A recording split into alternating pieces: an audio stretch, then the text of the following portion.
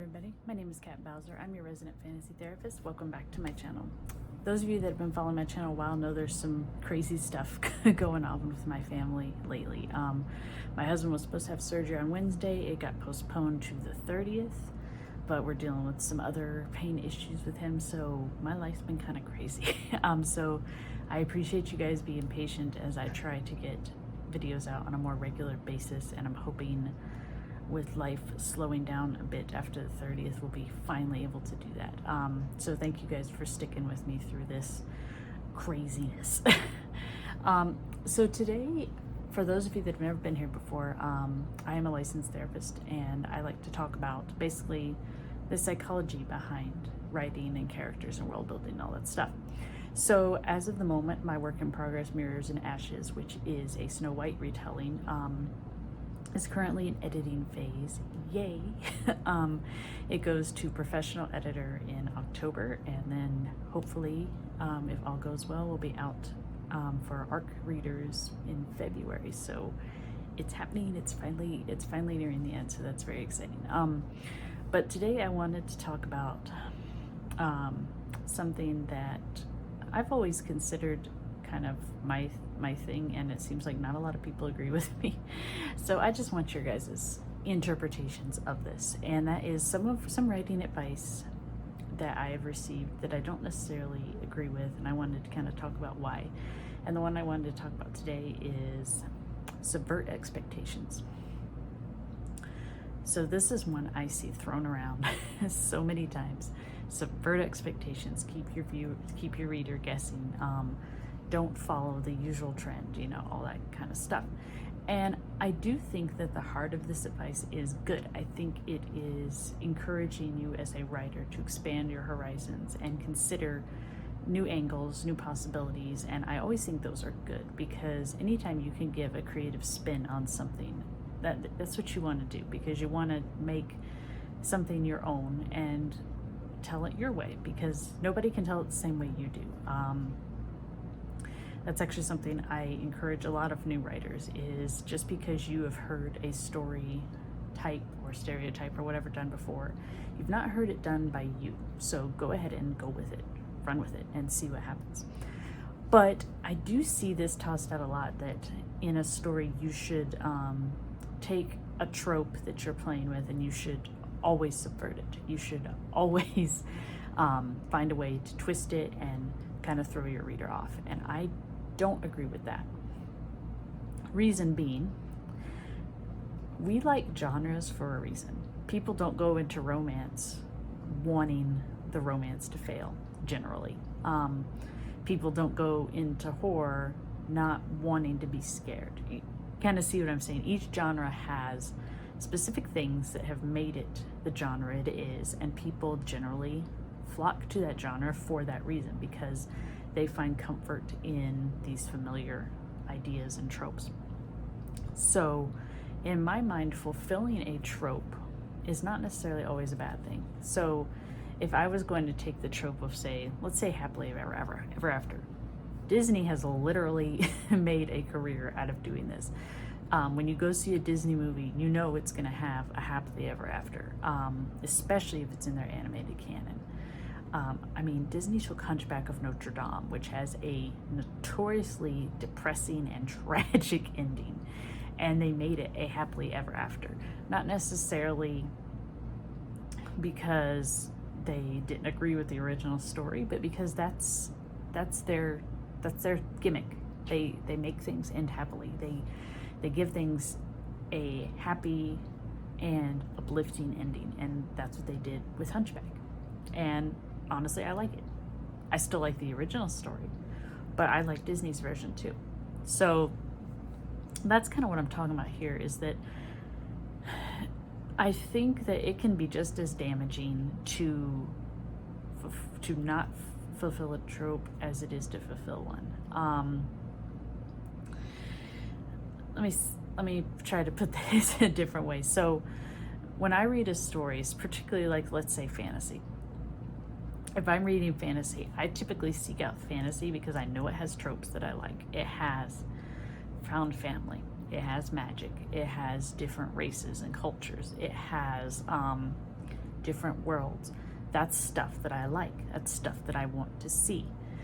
Now, is it fun when a writer takes a familiar trope and does twist it? Yeah, it can be fun, but it can also disappoint me too. Like,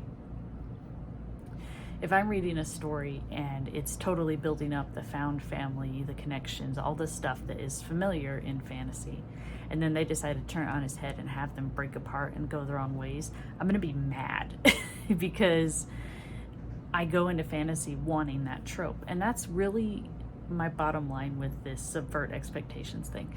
If you want to subvert an expectation, that's fine, but you need to have a build up to it. It needs to make sense for the story, and it needs to be for more reason than just I have to subvert this. And I see a lot of writers that they fall into this. I'm doing this because everybody does it this way, so I have to do something different. Not necessarily. Like I said, just because someone else has done something different, something the same way multiple times, it doesn't mean you've done it. Just by nature of being you and having a different viewpoint and a different idea on why this trope works and what it entails, that's automatically going to make your version different than someone else's. And I think that's something that's missed a lot of times. Like, I can't tell you how many times I hear people say, well, I want to do a dragon story, but there's so many dragon stories. Yes, but there's not your dragon story. And something I encourage people to do is, if there's a particular trope or, say, creature or something like that that you like in fantasy or horror or whatever, go look up where they came from. Look up their sources. Look up how they're presented in different cultures, and you will find so much variety. Like, there are so many different ways that you can run with a dragon story or a unicorn story or a mermaid story. So many different ways to do a mermaid story. The different histories and sources of all these ideas and myths, because I guarantee you there's a lot more to them than you think there are. So that's kind of what I wanted to hear what you guys think about this. Do you think that it's always a good idea to subvert a trope, or is it one of those not one size fits all thing where in some cases you do want to subvert it, in some cases you don't? Like I said, I'm totally cool with a subversion that works for the story and is interesting and keeps me wanting to learn more and kind of discover why the author decided to go with subverting a very popular trope. But I'm also one of those, I don't want to see a subverted trope simply to say, hey, look, I subverted a trope. That to me is lazy. Kind of the same way if a character dies in a story, I want to know why. What does their death contribute to the story? Besides just, oh, look, someone died. I mean, in certain cases, sometimes that's a good reason, but in most cases, I want a little more than that. I want something that has a little more kick than just, hey, I wanted to kill a character off. Have it be impactful to the characters. So same thing with subverting tropes. Have it mean something. Have it do something different for the story, and have it serve the story for whatever route you want to take the story in. And that is, like I said, is ultimately up to you. Like I said, you've never done your story, so you can do it whatever way you choose to do it, and that in itself will make it a unique twist. So I think sometimes people, they throw in these subversions when they really don't need to, because they're trying to be quote unquote unique and different. And you're already that because you're already a different writer than the writer who did the story last year. So that's something I think is important to keep in mind, is you guys have your own stories, your own ideas, your own interpretations of all these old myths and legends and things like that. And I think that is fascinating. I like to read that kind of stuff. Don't try to drown it in false uniqueness. That's an oxymoron, isn't it? False uniqueness. But I think it's true. I think it's kind of come to the point sometimes that subverting a trope is a trope. Like, subverting a trope has become its own trope. So when you're looking at the tropes that have become ingrained in your story, and think about why. If you want to play them straight, play them straight. That's fine. I welcome it. Show me how you do found family. Show me how you do damsel in distress. Show me how you do the badass hero. Show me how you do the quiet one. Show me your version, because that's what I want to see. So thank you guys for chiming in for my short little video. Like I said, life's been kind of crazy, so not as long as some of my other videos, but I'm hoping that we can change that soon. As always, if you guys have suggestions or things you want to talk about, leave them below. And I always want to hear your thoughts on whatever we're talking about today. So make sure to drop those down and I will respond to them as soon as I can.